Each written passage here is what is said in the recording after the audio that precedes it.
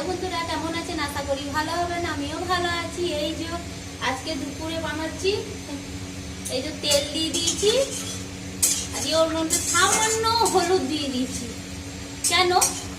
এই যে আজকে বানাবো ফুলকপি, আলু, মটরশুঁটি, টমেটোর আর পনির দিয়ে সবজি দিয়ে ওই তো পনিরটা ভেজে নেব। একটু জল জল যদি ভাব থাকে তো তখন কি হবে, ও উড়ে পড়বে, গায়ে ছিটে পড়বে, ও দরকার নেই। ওই জন্য একটু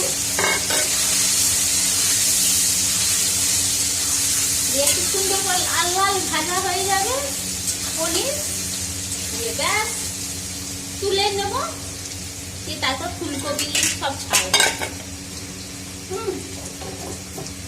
এই যে মশলাটা করে নি, আজকে তো আবার নিরামিষ খাবো।